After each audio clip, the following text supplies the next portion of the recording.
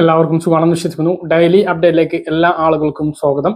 നാളെ ഓഗസ്റ്റ് 11-ാം തീയതിയും തുറന്നുള്ള ദിവസങ്ങളിലും നിങ്ങൾ ശ്രദ്ധിക്കേണ്ട വളരെ പ്രധാനപ്പെട്ട കാര്യങ്ങളാണ് ഈ ഒരു വീഡിയോയിൽ വ്യക്തമാക്കുന്നത്.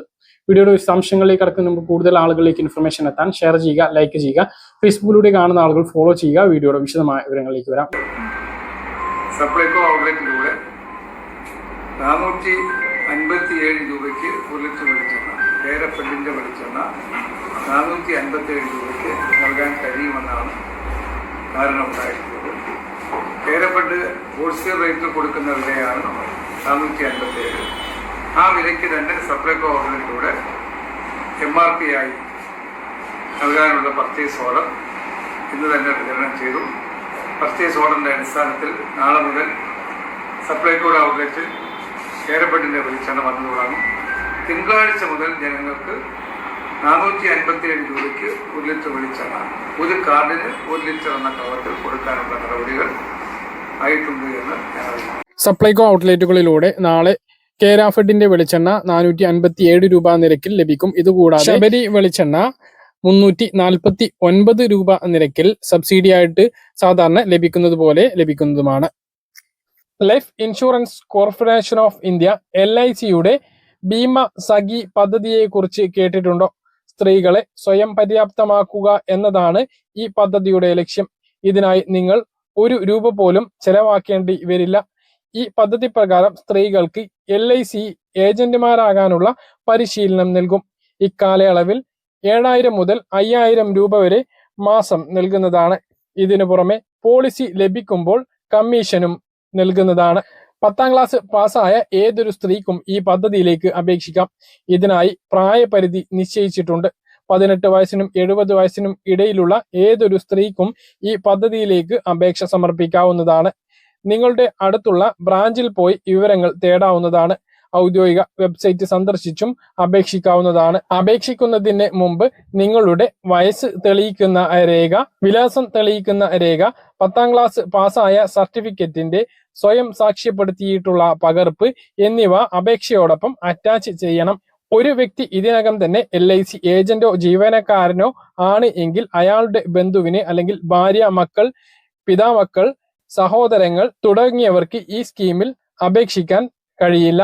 കൂടാതെ LICയിൽ നിന്നും വിരമിച്ച ഏതെങ്കിലും ജീവനക്കാർക്ക് മുമ്പോ നിലവിലോ ഏജന്റുമാരായവർക്കും ഈ സ്കീമിന് കീഴിൽ അപേക്ഷിക്കാൻ കഴിയുന്നതല്ല. പദ്ധതി പ്രകാരം സ്ത്രീകൾക്ക് 3 വർഷത്തേക്ക് ഏജന്റ് ആകാനുള്ള പരിശീലനം നൽകും. ഈ കാലയളവിൽ അവർക്ക് കുറച്ച് സ്റ്റേറ്റ്മെന്റും മാസ ശമ്പളം പോലെ നൽകും. ആദ്യ വർഷം ഏതാനും മാസം 7000 രൂപ ലഭിക്കും. 2ാം വർഷം ഏതാനും മാസം 6000 രൂപ നൽകും. 3ാം വർഷം ഏതാനും മാസം 5000 രൂപയും നൽകുന്നതാണ്. പരിശീലന സമയത്ത് സ്ത്രീകൾക്ക് ശമ്പളത്തിന് പുറമെ കമ്മീഷനും ലഭിക്കുന്നതാണ്.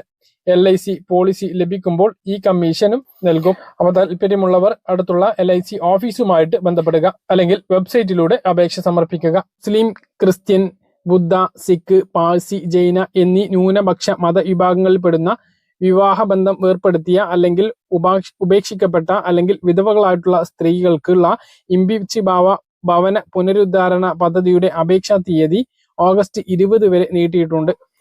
ശരിയായ ജനലുകൾ, വാതിലുകൾ, മേൽക്കൂര, flooring, finishing, plumbing, sanitization, electrification എന്നിവയില്ലാത്ത വീടുകൾക്ക് അടിസ്ഥാന സൗകര്യം മെച്ചപ്പെടുത്തുന്നതിനാണ് ധനസഹായം നൽകുന്നത്.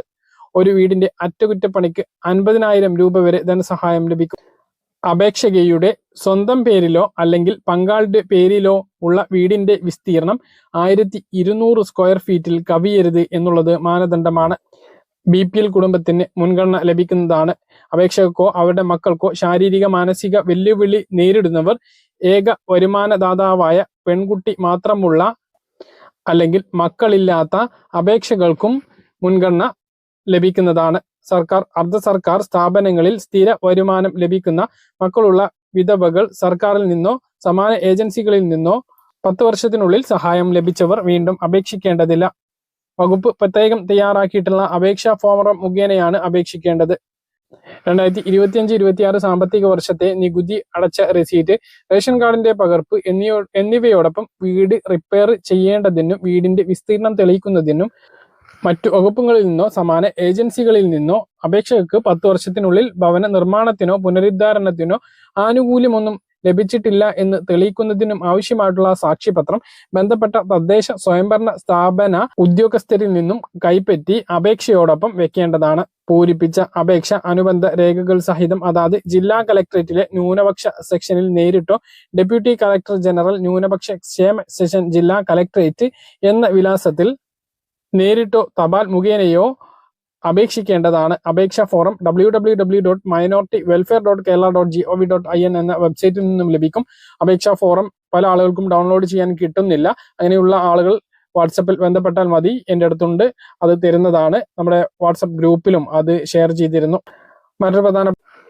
മറ്റൊരു അറിയിപ്പ്, തിരുവനന്തപുരം ജില്ലയിൽ സ്ഥിര താമസക്കാരായ ന്യൂനപക്ഷ പട്ടികജാതി പട്ടികവർഗ പിന്നോക്ക വിഭാഗങ്ങളിലുള്ള വനിതകൾക്ക് കേരള സംസ്ഥാന വനിതാ വികസന കോർപ്പറേഷൻ 30 ലക്ഷം രൂപ വരെ 6% മുതൽ 8% വരെ നിബന്ധനകൾക്ക് വിധേയമായി സ്വയം തൊഴിൽ വായ്പ നൽകും. 18നും 55 വയസ്സിനും ഇടയിൽ പ്രായമുള്ള തൊഴിൽ രഹിതരായ വനിതകൾക്ക് സ്വയം തൊഴിൽ ചെയ്യുന്നതിന് വസ്തു അല്ലെങ്കിൽ ഉദ്യോഗസ്ഥ ജാമ്യ വ്യവസ്ഥയിൽ വായ്പ അനുവദിക്കും.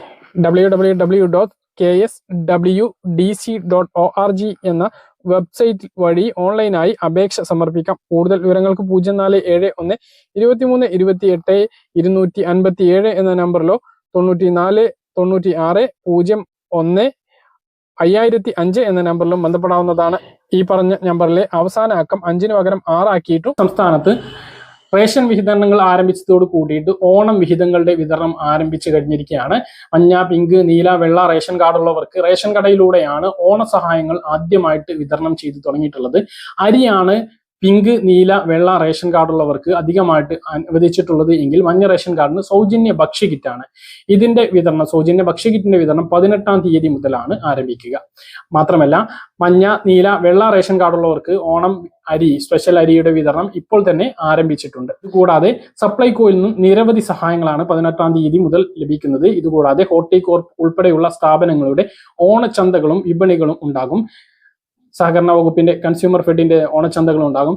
ഇതെല്ലാം നമുക്ക് ഓരോ റേഷൻ കാർഡ് അടിസ്ഥാനത്തിൽ തന്നെയായിരിക്കും ലഭിക്കുക എന്നുള്ളതാണ്. ഇതുകൂടാതെ വളരെ പ്രധാനപ്പെട്ട ഒരു കാര്യം, ഇനി ഓണ പെൻഷൻ 3200 ആണ്. അതിന്റെ വിതരണം അടുത്ത ദിവസങ്ങളിൽ അതിന്റെ നടപടികൾ ആരംഭിക്കുന്നതാണ്. 19-ാം തീയതി ചൊവ്വാഴ്ച കടമെടുപ്പ് ഉണ്ടാകും എന്നാണ് പ്രതീക്ഷിക്കുന്നത്. അതിനുശേഷം തുക വിതരണം ഉണ്ടാകും. അതായത് തിരുവോണം 5-ാം തീയതി സെപ്റ്റംബർ 5-നാണ് വരുന്നത്. അതിനു മുമ്പ് എല്ലാവർക്കും കയ്യിലും പെൻഷൻ വിതരണം പൂർത്തീകരിക്കുന്ന രൂപത്തിൽ പെൻഷൻ വിതരണം ഉണ്ടാകും. അതിനു വേണ്ടിയിട്ടുള്ള നടപടി സർക്കാർ തുടങ്ങുന്നതാണ്. ഒന്നുകിൽ 22-ാം തീയതി പെൻഷൻ വിതരണം ആരംഭിക്കും, അല്ല എങ്കിൽ പിന്നീട് 26-ാം തീയതിയാണ് കടമെടുപ്പുള്ളത്.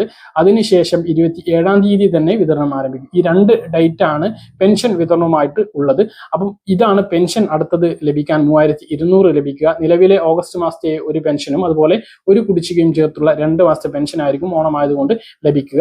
മറ്റൊന്ന് മസ്റ്ററിങ്ങിന്റെ കാര്യമാണ്. പെൻഷൻ വാങ്ങുന്ന ആളുകൾ ശ്രദ്ധിക്കേണ്ടത്, മസ്റ്ററിങ് ചെയ്യാനുള്ള അവസരം 24-ാം തീയതി വരെയാണ്. ഓഗസ്റ്റ് 24-ാം തീയതി കഴിഞ്ഞാൽ സെപ്റ്റംബർ മാസം മുതൽ വിതരണം ചെയ്യുന്ന പെൻഷൻ മുടങ്ങാൻ സാധ്യതയുണ്ട്. അതുകൊണ്ട് ഇനിയും മസ്റ്ററിങ് ചെയ്യാത്ത ആളുകൾ ഉടനെ ആ കാര്യം ചെയ്യണമെന്ന് കൂടി ഓർമ്മിപ്പിക്കുന്നു. പറഞ്ഞ കാര്യങ്ങൾ കൃത്യമായിട്ട് മനസ്സിലാണെന്ന് കരുതുന്നു. ഇതുപോലെ ഇൻഫർമേഷൻ ലഭിക്കാൻ ചാനൽ സബ്സ്ക്രൈബ് ചെയ്യുക, ബെൽ ഐക്കൺ എനേബിൾ ചെയ്ത് വെക്കുക. മറ്റു വീഡിയോയുമായി കാണാം.